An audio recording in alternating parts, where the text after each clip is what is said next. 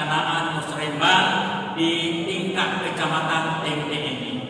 Dan wabil khusus kepada panitia pelaksana yang sempat melaksanakan kegiatan ini, yang alhamdulillah inilah musrembang tingkat kecamatan pertama buat Camat Tempe, dan inilah juga musrembang tingkat kecamatan yang banyak dihadiri oleh anggota DPRD Kabupaten Wajo dari Dapil 1 Kecamatan Tempe. Kami berempat adalah orang-orang atau perwakilan yang bisa mengantar aspirasi kita dalam mencapai tujuan dalam rangka apa yang menjadi kebutuhan masyarakat yang ada di tingkat bawah. Ini terkait musrembang yang sebelumnya tahun 2024 kemarin ada 2 usulan yang sangat prioritas untuk katanya dikerjakan di tahun 2025 tahun ini. Yang pertama,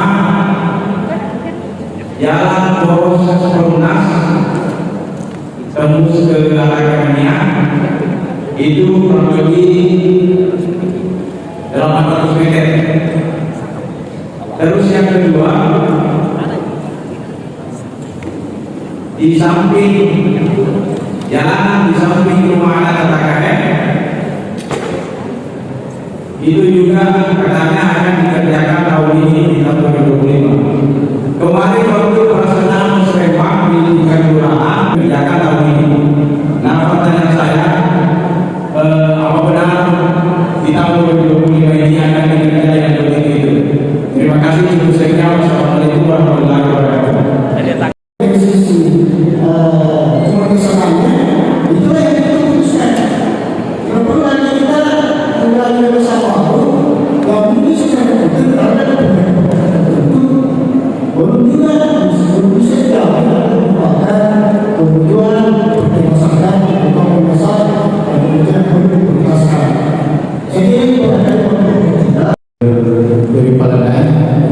Itu adanya usulan yang tidak sinkron antara usulan dengan permasalahan yang ada. Perlu kami sampaikan bahwa yang mengikut permasalahan sebetulnya itu adalah teman-teman lurah apa di kelurahan dan di desa. Itu yang mengikut permasalahan. Nanti akan mensinkronkan dengan daftar kamus usulan yang diikut oleh teman-teman BDT. Ada di sosial, ada di sosial.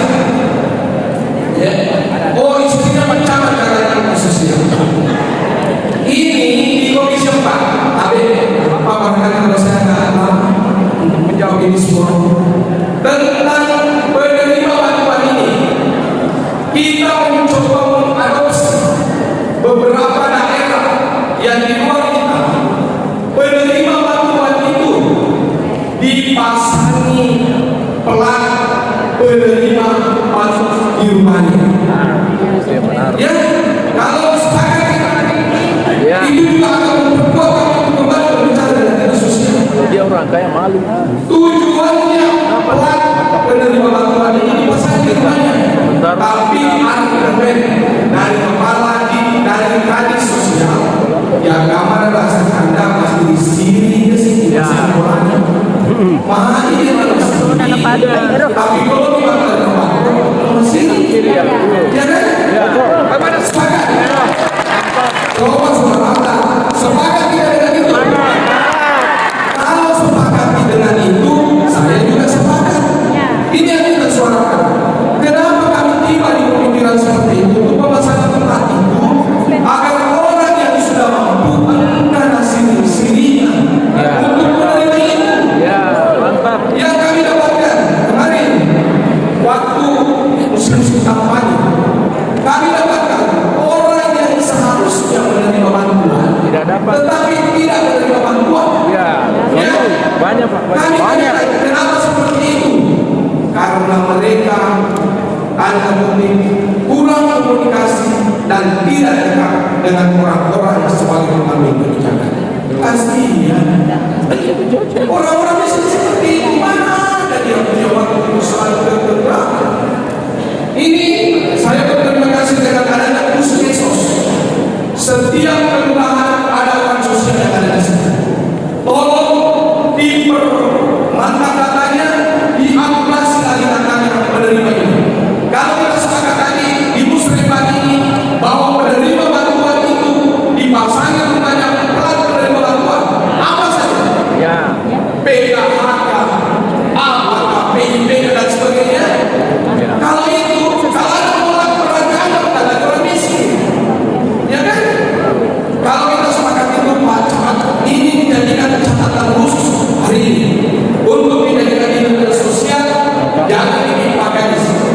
mau TDI seperti itu. Namanya sih, ya, yang juga masih menerima bantuan seperti itu. Jadi kalau kita perlu kacamata kita di pertemuan hari ini jadi catatan kalau dikatakan catatan kaki bagi kita untuk pengadaan seperti ini.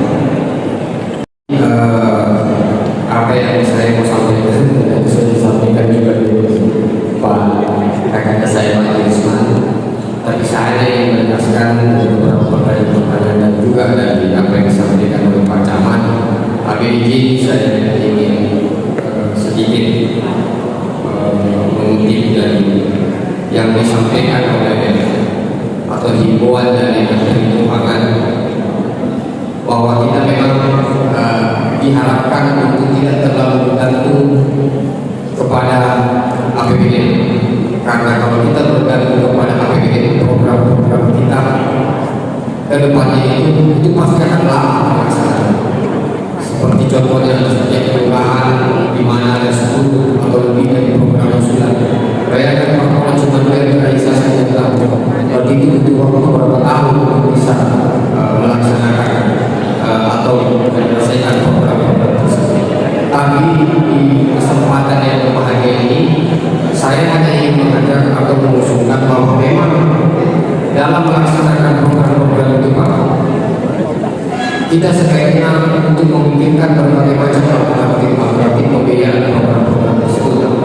Mungkin dalam hal ini dalam pihak ketiga, dan saya tahu Pak Camat kalau saya tidak salah ketua forum CSR.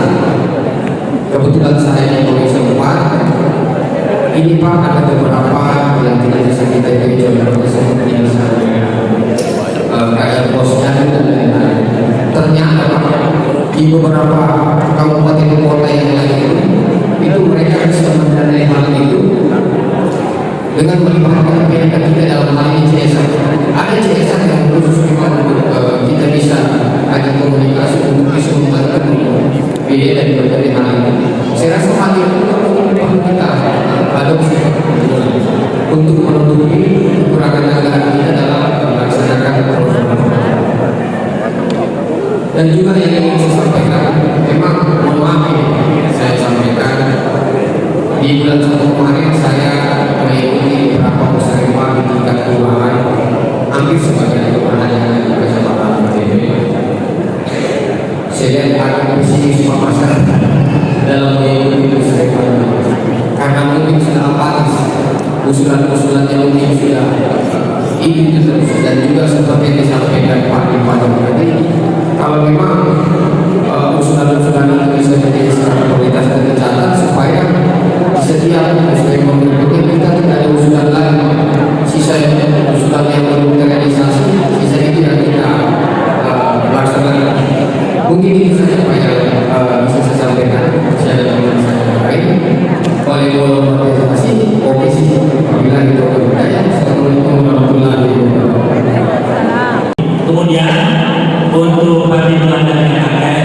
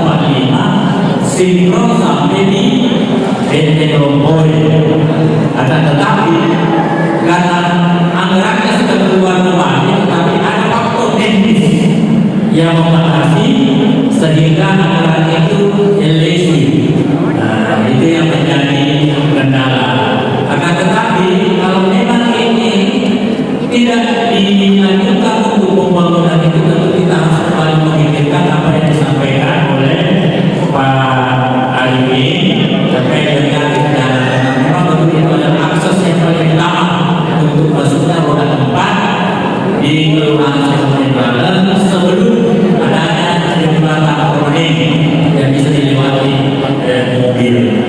Dan ini juga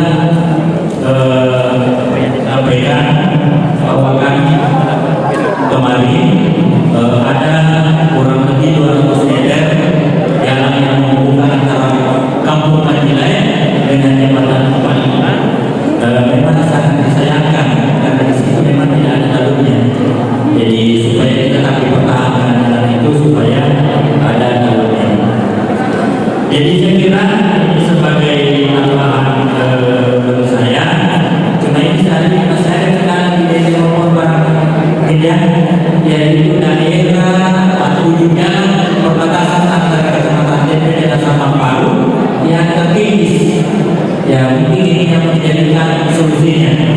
Nah, sama ya